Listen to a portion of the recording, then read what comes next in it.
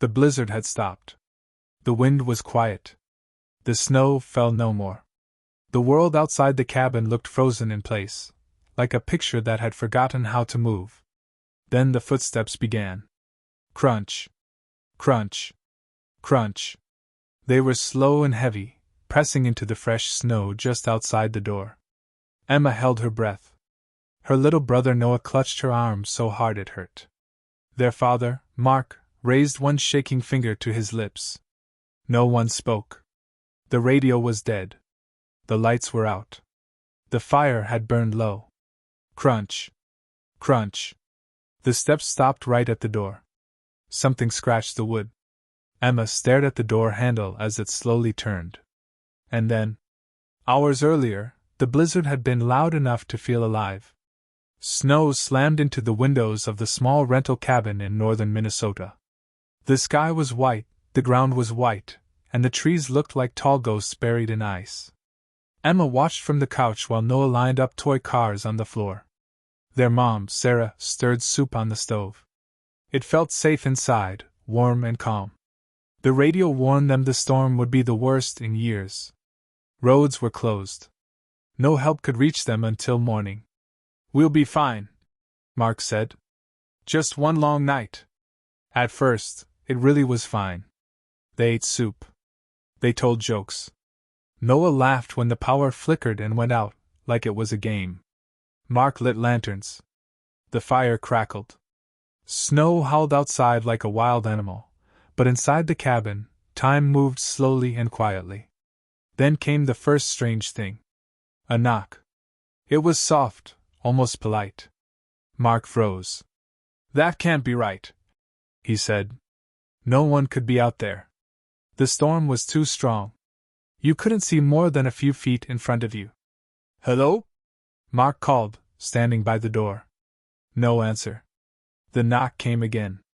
Louder this time. Emma felt cold crawl up her back. Mark opened the door just a crack. Snow rushed in, sharp and icy. Outside there was nothing. No person. No shape. No tracks. Just endless white. He shut the door quickly. "Probably ice falling from the roof," he said, but his voice did not sound sure. The night dragged on. The wind screamed. The fire popped. Noah fell asleep on the couch. Emma tried to read, but her eyes kept lifting toward the windows. Then the power came back for 1 second. Just one. In that flash of light, Emma saw something outside the window. A shape. Tall. Dark. Standing between the trees. The power died again. "Did you see that?" Emma whispered. "No," Sarah said too fast. No one slept after that. Near dawn, the storm slowly faded. The wind softened. The snow stopped falling. The silence felt wrong, like the world was holding its breath. Mark pulled on his coat. "I'm checking outside," he said. "Don't," Emma begged. "I'll be right back." He opened the door. Cold air rushed in again, but this time, the ground was clear enough to see. Mark stepped out. Then he froze. "Mark?" Sarah asked. There were footprints in the snow. Deep. Fresh. Leading from the tree line straight to the cabin.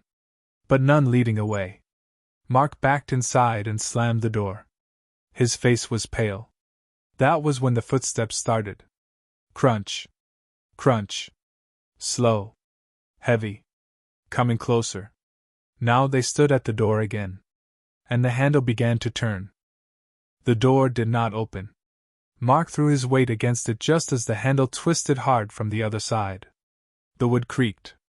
Snow shook loose from the roof. Emma screamed, and Noah buried his face into her side. "Get back!" Mark shouted, even though he did not know who he was shouting at.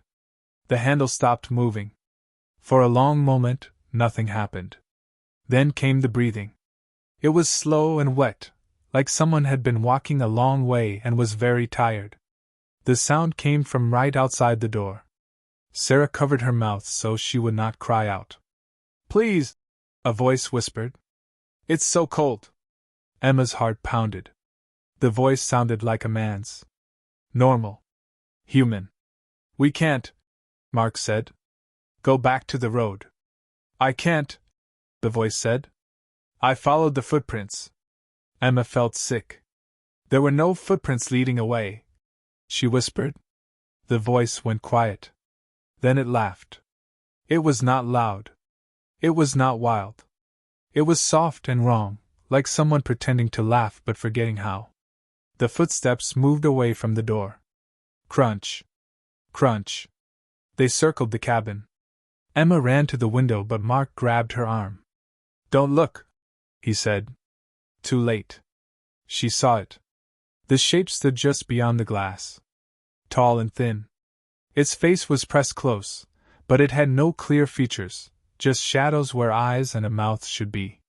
Frost crawled across the window where it touched. It tilted its head. Then it walked away. The footsteps faded into the trees. No one spoke for a long time. When morning finally came, the sun rose weak and pale over the snow. The world looked normal again. Too normal. We leave now, Mark said. We walked to the road. They packed quickly. Noah asked no questions. Emma watched the door the whole time. Outside, the snow was deep but calm. The trees stood still. Birds did not sing. They followed the road on foot, their boots crunching loudly.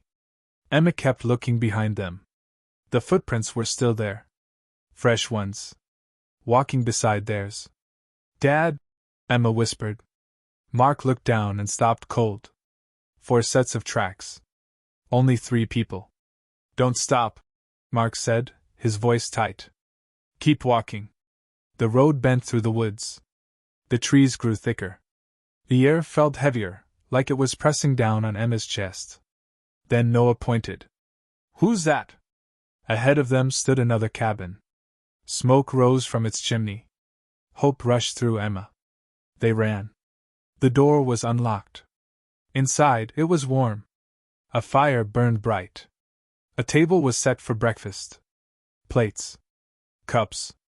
Steam rising. But no people. Hello? Sarah called. Emma walked to the window. Footprints circled this cabin too. All around it. Facing inward. The fire suddenly went out. The door slammed shut on its own. From every wall came the sound of crunching snow. Inside the cabin. Footsteps. Surrounding them. Then the floor began to creak beneath Emma's feet, like something was rising up from under the boards. The floor split open with a loud crack. Emma fell backward as icy air burst up from beneath the boards. The sound of footsteps came from everywhere at once, above them, around them, and now below them too. Noah screamed and grabbed Mark's leg. Run! Mark shouted. He kicked the door hard. It burst open, and cold air rushed in. They spilled outside into the snow, slipping and falling as they ran back toward the road. The second cabin stood silent behind them, dark and empty, like it had never been warm at all. The footsteps followed. Crunch. Crunch. Faster now. They ran until their lungs burned. Emma's legs felt like they might break, but she did not stop. She could hear breathing behind them, too close, too steady. Then, through the trees, she saw it. Headlights. A truck sat stuck on the road, its engine running. A man stood beside it, waving. Help! Sarah screamed. They ran toward him. The man frowned as they reached him. Where did you come from? He asked. There's no cabin for miles. Please, Mark said. Something's following us. The man laughed. You folks are shaken up. Blizzard does that. Crunch. The man stopped smiling.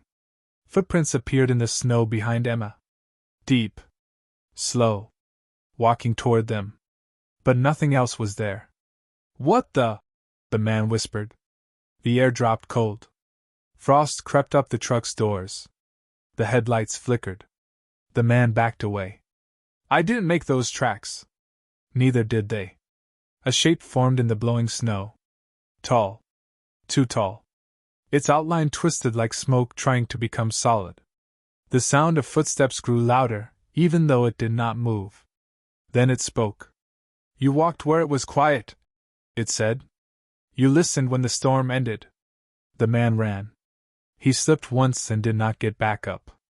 The snow around him pressed down, like invisible feet stepping over his body. His screams stopped. The thing turned toward Emma and her family. Mark stood in front of them. Take me, he said. His voice shook, but he did not move. Leave them. The thing tilted its head. Then the sound of a horn cut through the air. Another truck burst through the trees, plowing snow aside. Bright lights flooded the road. The shape screamed, not loud, but sharp, like ice breaking, and scattered into the wind. Silence fell again. Rescuers rushed out. Hands grabbed them.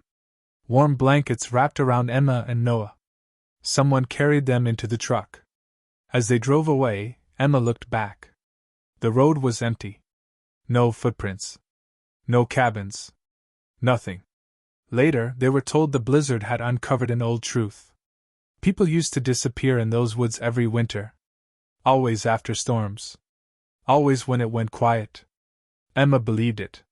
Weeks later, back home, snow fell softly outside her window. She was warm. Safe.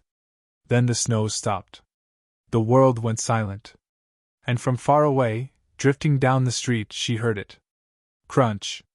Crunch.